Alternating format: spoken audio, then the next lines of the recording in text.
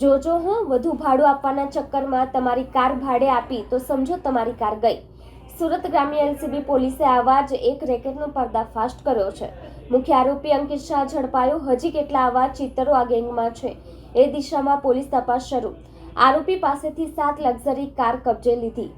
વાત કરીએ એવા ભેજાબાજોની જેમની નજર તમારી લક્ઝરિયસ કાર પર છે। તમને વધુ ભાડું આપવાનું કહી તમારી કિંમતી અને મોંઘી દાટ કાર ભાડે લઈ જઈ બારોબાર વેચી દેતા અથવા ગીરવે મૂકી રોકડી કરી લેતા અને જ્યારે કાર માલિક કાર વિશે પૂછે ત્યારે ગલ્લા તલ્લા કરી દેતા। પરંતુ કેટલાક કાર માલિકોને શંકા જતા તેઓએ પોલીસમાં ફરિયાદ કરતા આખું રેકેટ બહાર આવ્યું હતું, જેમાં માસ્ટર માઇન્ડ બારડોલીનો અંકિત પરેશ શાહનું નામ બહાર આવતા પોલીસે તેની ધરપકડ કરી જેલ ભેગો કર્યો છે। જ્યારે વૈભવ દેસાઈને વોન્ટેડ જાહેર કરી વધુ તપાસ પોલીસ કરી રહી છે। આરોપી પરેશ શાહ સ્વિફ્ટ કાર લઈ કડોદરાથી કામરેજ જવાનો હોવાની બાતમી મળતા પોલીસે વોચ ગોઠવી હતી। બાતમીવાળી કાર આવતા પોલીસ પરેશ શાહને ઝડપી પાડી પૂછપરછ કરતા એની પાસેથી 8 જેટલી લક્ઝરિયસ કાર મળી આવી હતી। વધુ પૂછપરછમાં વૈભવ દેસાઈનું નામ ખુલતા પોલીસે વૈભવને વોન્ટેડ જાહેર કરી પકડવાના ચક્રો ગતિમાન કર્યા છે।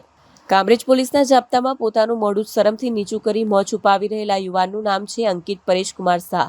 બારડોલીના 404 નંબરના વિક્ટોરિયા એવન્યુમાં રહે છે। ચહેરાથી માસૂમ લાગે છે પણ રીઢા આરોપીને શરમાવે એવું કામ કર્યું છે। આ આરોપી અંકિત અને તેના સાગરીતો સુરત શહેર અને ગ્રામ્ય વિસ્તારમાં લક્ઝરિયસ કાર ભાડે લેતા કાર માલિકને કહેતા એનઆરઆઈને ફરવા લઈ જવાનું છે।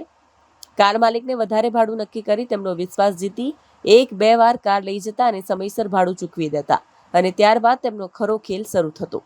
જ્યારે મોંઘી કાર માલિક આંખો બંધ કરી અંકિત અને તેના સાગરીતને આપતા ત્યારે એ કાર બારોબાર ગીરવે મૂકી દેતા અથવા વેચીને રોકડી કરી લેતા હતા। જ્યારે કાર માલિક કાર માટે ફોન કરે ત્યારે ગલ્લા તલ્લા કરી દેતા। જ્યારે કાર માલિકને શંકા જતા પોલીસ ફરિયાદ કરતા અંતે સુરત ગ્રામ્ય પોલીસ હરકતમાં આવી અને આરોપી અંકિતને હાઈવે પરથી ઝડપી પાડી તેની ધરપકડ કરી છે। પોલીસના હાથે ઝડપાયેલા અંકિત શાહની પૂછપરછ કરી અને જે વિગત બહાર આવી તેનાથી પોલીસ પણ ચોંકી ગઈ, કેમ કે આરોપી અંકિત અને વૈભવ દેસાઈ કાર માલિકોનો સંપર્ક કરતા અને કાર માલિકને વિશ્વાસમાં લઈ તેમની કાર ભાડે લઈ જતા અને આ કાર અલગ અલગ સાહિદો પાસેથી રૂપિયા લઈ ગીરવે મૂકી દેતા હતા। પોલીસે આરોપી અંકિત પાસેથી 7 જેટલી લક્ઝરિયસ કાર કબજે લીધી છે।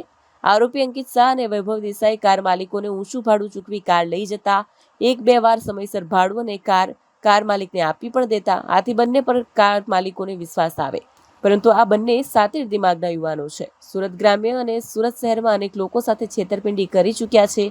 બંને વિરુદ્ધ કામરેજ, કોસંબા અને અમરોલી પોલીસ મથકે ગુના પણ નોંધાઈ ચૂક્યા છે। હાલ અંકિત તો જેલની હવા ખાઈ રહ્યો છે અને વૈભવ દેસાઈ વોન્ટેડ જાહેર કરી તેને પકડવાના ચક્રો ગતિમાન કર્યા છે। સત્તાર શેખનો રિપોર્ટ, આઝાદ ન્યૂઝ।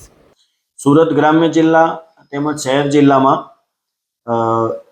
મોંઘી દાટ ગાડીઓ લોકો પાસેથી ઉચ્ચ ભાડું આપવાની લાલચ આપી અને ભાડા કરાર કરીને લઈ અને એ ગાડીઓ વેચી મારવાનું કૌભાંડ ચાલી રહેલ હતું। જે માહિતી એલસીબીની ટીમને મળતા એલસીબી પીએસઆઈ AN ચૌહાણ અને એલસીબીની ટીમે આ કામે એક આરોપી અંકિત પરેશ કુમાર શાહ ને ઝડપી પાડી તેની પાસેથી 7 ગાડી રિકવર કરેલ છે। તેમજ આ કામે આ આરોપીઓ વિરુદ્ધમાં કામરેજ પોલીસ સ્ટેશનમાં 3 અને કોસંબા અને અમરોલી પોલીસ સ્ટેશનમાં એમ કરીને 5 ગુના દાખલ થયેલા છે। આરોપીઓ જોડેથી કુલ 39,30,000નો મુદ્દામાલ રિકવર કરવામાં આવેલા છે। આ કામનો આરોપી અંકિત તેમજ વોન્ટેડ આરોપી વૈભવ બંને વિસ્તારમાં ફરી અને એનઆરઆઈ લોકોને ગાડીઓ ભાડે આપવાની છે એવું કહી અને લોકો પાસેથી ઉચ્ચ ભાડાની લાલચ આપી અને ગાડીઓ ભાડા કરાર કરીને લેતા હતા અને ત્યારબાદ લોકોને ભાડું નહીં આપી અને લોકોની ગાડીઓ બીજી ત્રીજી પાર્ટીને વેચી મારી અને લોકો સાથે છેતરપિંડી કરતા હતા। તે ગુનાઓનો પર્દાફાશ થયેલો છે। હાલમાં આરોપી અંકિત તેમજ મુદ્દામાલ સાથે કામરેજ પોલીસ સ્ટેશન સોંપવામાં આવેલો છે અને આગળની કાયદેસરની કાર્યવાહી ચાલી રહી છે। સાહેબ, કેટલા સમયથી આ પ્રકારનું ઠગાઈ આચરતા હતા? અત્યાર સુધીમાં કેટલા લોકોનો શિકાર કરી ચૂક્યા છે? અત્યાર સુધીમાં માહિતી મળી છે એ મુજબ 7 ગાડી પોલીસે રિકવર કરેલી છે, જે પૈકી 5 ગુના ડિટેક્ટ થયેલા છે। આ કામે વોન્ટેડ આરોપી વૈભવ પકડાયો તો એની પાસે હજી સુધી કેટલી ગાડી છે, એની કોના આપેલી છે એ આ કામના પકડાયેલ આરોપી જાણતા નથી। એટલે વૈભવ પકડાયથી આગળની પણ શક્યતા રહેલી છે કે બીજી 5-7 ગાડી રિકવર થઈ શકે અને આ રેકેટ છેલ્લા 1-2 વર્ષથી ચાલતું હોય એવું તપાસ દરમિયાન જણાઈ આવેલ છે। સાહેબ, અન્ય કઈ લોકો પણ આમાં સંડોવાયેલા છે? અગાઉ પણ સુરત શહેરમાં આ પ્રકારનું મોટું રેકર્ડ છે, એ લોકોની કઈ સંડોવણી? અત્યારની તપાસ દરમિયાન અંકિત પાસેથી વૈભવનું નામ મળી આવેલ છે. વૈભવ પકડાય તો એના આગળ કોનું નામ છે એ જાહેર થઈ શકે છે. સાહેબ, આ લોકો કેટલું અંદાજિત ભાડું આપતા હતા અને કઈ રીતે લોકોના આ લોકો 12 થી 15 રૂપિયા જેટલું ઉચ્ચ ભાડું આપવાની બાંહેધરી આપી લોકો પાસેથી ગાડી લેતા હતા અને પછી કોઈ થર્ડ પર્સનને જેને કે જરૂરિયાત છે ને 2, 2.5, 3 લાખમાં ગાડીઓ વેચી મારીને પૈસાનો ભાગ પાડી